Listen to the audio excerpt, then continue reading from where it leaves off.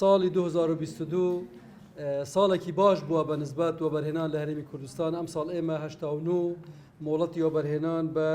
سەر و 2 ملیار و 135 ملیۆن دۆلاری ئەمریکی مۆڵەتی وەبەرهێنانی تەواو دراوە کە ئەم ساڵی 2022 لەو 4 ساڵەی ڕابردوو یان 3 ساڵ و شتێکەی کە لە کابینەی نوێم تێپەڕیوە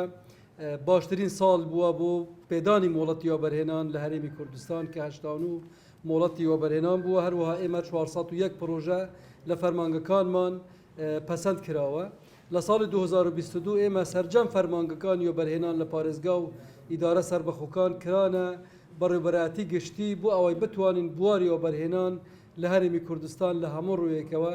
فراوانتر بکەین و دەسەڵاتی زیاتریان پێ بدرێتن تا بتوانن لە هەموو ئاستەکاندا بواری وەبەرهێنان لە هەرێمی کوردستان فراوان بکرێتن. ئێمە لە هەروەها لە ساڵی 2022 سێزدە مۆڵەتی وەبەرهێنان لەبەر کەمتەرخەمی وەبەرهێنەدان هەڵوەشاوەتەوە و هەوڵ دراوە جارێکی تر بکرێتەوە دەرفەتی وەبەرهێنان بدرێتەوە وەبەرهێنەری تر و ئەو پرۆژانەش لە سێکتەری جۆراوجۆر بووینە بە تایبەتی لە پیشەسازی و لە کشتتوکاڵ و لە وەرزشی و لە زۆر بوارەکان کەمتەرخەمی هەبووە و مۆڵەتەکان هەڵوەشاونەتەوە. ئێمە لە بۆ 2023 پلانی وەبەرهێنان ئامادە کراوە. ئینشاءالله لە دوتوی کتابی نوێ بەناوی ڕێبەری وەبەرهێنان بۆ 2023 بڵاو دەکرێتەوە. 1306 دەرفەتی وەبەرهێنان تێیدا شوێنی کراوەتەوە و 330 دەرفەتی وەبەرهێنانی ساوز ئەو پرۆژانەی کە لەگەڵ ژینگە دۆستن بە تایبەتی لە پرۆژەکانی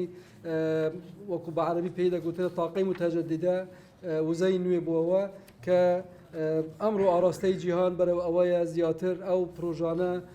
لەسەر ئاستی نێودەوڵەتیش کاری لەسەر دەکرێتن بۆ ئەوەی گرنگی بابەتە بدرێتن. طبعا ئێمە لە تێکرای پرۆژەکانی وەبەرهێنان ئەمڕۆ ئێمە سەر و 130,000 دەستی کار بە شێوەیەکی مباشەر لە پرۆژەکانمان کار دەکەن و بە هزارانی تریش بە شێوەی ناڕاستەوخۆ